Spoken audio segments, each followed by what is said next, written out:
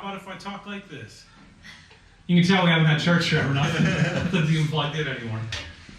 It's been a long time since we've been together. It's good to see you all. Thank you all for coming out. I have wondered if we'd be able to do church again. I can tell you, like, putting the sermon together was a little weird, and I got blisters already from playing for the first time. I'm not sure how the message is going to be, but I was around when Katie was putting this lasagna together, so all else fails, lunch will be good. So this morning I want to go back to the Old Testament, to a book that really doesn't need any help explaining itself. It's pretty straightforward, and a lot of the lessons and a lot of the historical significance and foreshadowing and all that stuff's pretty right there at the surface. So it doesn't need a whole lot. But we're going to do it anyway.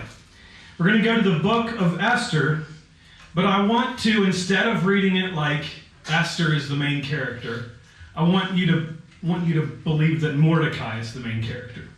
The reason I say this is when we read books or watch movies, we always imagine ourselves as the main character. Every girl that likes The Office, you are who? Pam. Right. No. Yeah. Every guy who likes The Office thinks he's. Every guy who thinks or likes The Office thinks they're Jim. Really, I'm probably Michael Scott, but you know, I want to be Jim. Boy Meets World. All the girls wanted to be Topanga, and all the guys wanted to be not that Corey dude. Sean. Corey or Sean. Ladies, if your guy said Sean, watch out. He's trouble. So in the same way, when we read books like Esther, it's clear. I mean, it's named Esther, so she's the main character. So we read it kind of putting ourselves in her shoes. What would she be doing? Everybody else is like a supporting actor, supporting actress. So this morning, I want to focus on Mordecai. If you don't know the story of Esther and you don't know who Mordecai is, don't worry. We're gonna just tell it. There was this king. His name was Xerxes, and he ruled over 127 provinces, the whole way from India to what is now present-day Egypt. And he was making it happen. He was a big deal. There is historical record of this king Xerxes outside the Bible. We know this guy existed. We know this guy was king over all of that. I mean, obviously we know it because it's in the Bible, but it's been corroborated. Everybody agrees on this. Big deal. So, like big deals do, he had a big banquet, 7 days long. And he invited everybody in the citadel of Susa. That's where he lived. Basically like, you know, big walled in, there's houses, there's his castle, there's all that stuff. Everybody in the citadel of Susa could come. Big old party. By the 7th day in, Xerxes was riding high, and he was had been hitting the wine. So he has a queen named Vashti. And I said has, like that's not the appropriate way, like a possession, but you're going to see, this guy's kind of that way. He has a queen named Vashti, and drunk Xerxes says, hey, go get Vashti and tell her to come out and parade around so everybody can see how hot she is. Literally. Can you see this playing out? Like, yeah. Can you imagine? Hey, Jenna! Like, not so good. So Vashti's like, no, I'm not doing that. And Xerxes' ego couldn't handle it. So he got with his 7 best buds and said, what should we do about Vashti? And they were like, oh, we can't be having this. I mean, if everybody finds out, and everybody saw she didn't come out, if the king's wife won't respect her, you know, none of our wives are going to stay in line. She cannot be queen anymore. And not only that, we need to pass a law that all women must submit and respect their husbands. So far, I'm on board. I'm just kidding. This isn't the lesson. But you need the backstory. But seriously, right? So after Xerxes calmed down, he starred in his own Persian bachelor to find the next queen. He sent out people all through all the different provinces to find the best and the most beautiful. And he brought the most beautiful virgins they could find back to his harem. Meanwhile, so that's going on. Meanwhile, in the citadel, there was this guy, Mordecai, who was a Jew. And he had been taken in exile from Jerusalem, and he had been taking care of his orphan cousin named Hadassah. Esther 2 says, this young woman who was also known as Esther had a lovely figure and was beautiful. Mordecai had taken her as his own daughter, when her father and mother died. So you guessed it. Beautiful figure, everything's great. She got picked up by the talent scouts and was taken to the harem. She was an early favorite. It's just like it is today. These people are exactly like our celebrities today. I need to find a new hottie because Vashti disrespected me, and so they bring them all in and they parade him out there, and he's looking things over. That one's pretty. She's got potential. Give her special food and special beauty treatments. That's what it says. So that's what they did. They had several rounds of dates with the king, and at the end, Esther won and was crowned queen. Mordecai knew it wouldn't be very popular in the citadel of Susa, so he said, hey, Esther, go ahead and don't mention being a Jew. They're not going to care for that. Just keep that to yourself. So, Mordecai was keeping an eye on the whole situation, and he was in a pretty good position to do it. It appears that he was the guy at the king's gate, so he could see the comings and goings. He could see the virgins going in and coming out. He could see the ones that were crying, oh, she must have not got a rose tonight, and they got eliminated, whatever. So he could see it all progressing. And while he was sitting at the gate, he uncovered an assassination plot to kill the king. There were 2 guards that were there at the gate, and they were just on about how much they didn't like the king. And so they said, hey, let's take him out. And Mordecai overheard this, and he told Esther. Esther told Xerxes, the king. Xerxes investigated, found these guys guilty, and impaled them on a pole, killed them. We'll see, that seems to be the choice method of execution at the citadel of Susa. So all that's going on. There was this other guy, Haman, and he was one of the king's officials, and he was pretty high out, but he got like a big promotion. He's like second tier or top tier other than the king. It was such a big promotion that the king commanded everybody to kneel down and pay him respect when he came by. Everybody had to just make themselves a little lower. This guy, clearly very secure in himself. But this guy needed to be bowed down to. So we don't know if Mordecai objected to this because he was a Jew or just because he didn't like Haman and he knew he was a snake, but Mordecai wouldn't do it. So just like all the insecure guys in this story, Haman got really mad and he hatched a plan. He told the king, hey, there's this group of people, because he knew that Mordecai was a Jew. And he's like, there's this group of people and they don't follow your laws. Never mind the law was that they needed to bow down to him when he walked by. He didn't mention that. He was just like, these people, they don't follow your laws. You cannot tolerate that. We got to do something about this. I will give you 10,000 shekels or whatever it was 10,000 somethings of silver if you'll put this law in the books that says we're going to wipe them out on such and such a day, the whole group. And the king was like, oh, good job, Haman. Yeah, we can't have that. We can't have people not following the laws. You go ahead and take care of that and don't even worry about it. Keep your money. So just like that, he got the king to pass a law that on the 13th day of the 12th month, they'd all be killed. Mordecai heard this and he was wrecked. He got in sackcloth and ashes and was running through the streets wailing and crying. And Esther's attendants heard about this and they knew Mordecai was a relative. And so they told her about it and they were like, hey, Mordecai's kind of losing it. Something's wrong. He's out sackcloth and ashes. Because there weren't that many Jews there. So he would have been one of the only ones, if not the only one, that was upset about that. So Esther sent him clothes to put on, like, hey man, get yourself together. Here's some new clothes. And he's like, no, I'm not going to do it. So she sent people out again. Figure out what's wrong with this guy. Mordecai told him everything. Esther 4:8. He also gave him a copy. This is the messenger that Esther sent.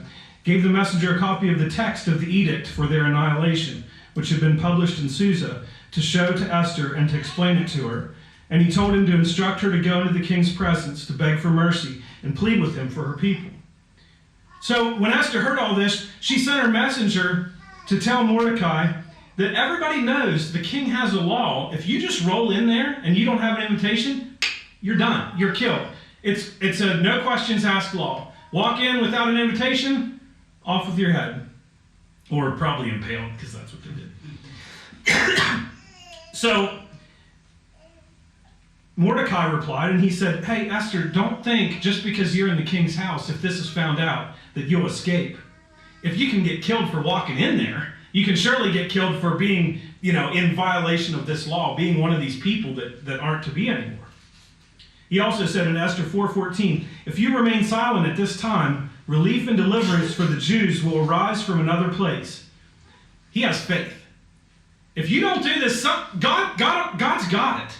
But if you don't do this, you and your father's family will perish. And who knows but that you have come to your royal position for such a time as this. Now, this is normally the part where I would stop and preach about lessons in such a time as this and all that stuff. But not today, because we're on Mordecai. So Esther told Mordecai to fast for 3 days for her because she knew she was in danger. She said, when that's done, I will go to the king, even though I'll probably get killed, even though it's against the law. And if I perish, I perish. So on the 3rd day, Esther went to see the king, and he didn't kill her. He actually told her she could have whatever she wanted, up to half his kingdom. Ooh, that's enticing. She just said she wanted to give the king a banquet. And oh, hey, you should invite Haman. So they had the banquet. Haman shows up, and the king's like, okay, we've got the banquet. Great. What do you want? Up to half the kingdom. And I don't know if she chickened out here or what. I think she was building up for it, and she was like, I just can't do it. Actually, I'd really like to throw another banquet tomorrow, and you should invite Haman. So they did. The next day, they were going to have another banquet. Now Haman, he walked out, and he was feeling pretty proud because he was the only one invited. But he walked out, and he saw Mordecai. Oh, it just grated him. Here I am, the only one invited to this banquet. I am important, and this Yutz won't even kneel down for me. Come on. So he couldn't take it. He went home, and he told his wife, oh, honey, you'll never believe it. I'm invited to another banquet. I'm the only one. That's how important I am. But you know what? That Mordecai, he won't kneel. I just can't take it. So you know what he did? Pole. Set up a 75-foot pole. And he was going to get the king he was going to save it for that day. And he was going to impale Mordecai on that pole when it came time. He felt a lot better about himself. I don't know how big the other poles were, but I gotta think. Stick with me. It specifically mentioned how tall this pole was, and it made me think of. You ever seen the really little guys with the really big trucks? That's the guy that I have in my head. Just can't take it. Need everything. Look at me. I'm tough. For real. So he puts this big pole up. He's gonna stick Haman on it, or stick Mordecai on it. So night before the banquet. The king couldn't sleep. So he asked for the book that recorded his reign, the Chronicles, and we still have those, to be brought to him and read to him. I think this was the BC version of Googling yourself. So in it, he saw that Mordecai had exposed 2 men who plotted to kill him. In Esther 6:3, what honor and recognition has Mordecai received for this? The king asked. Nothing has been done for him, his attendants answered. Now this is where I want to stop.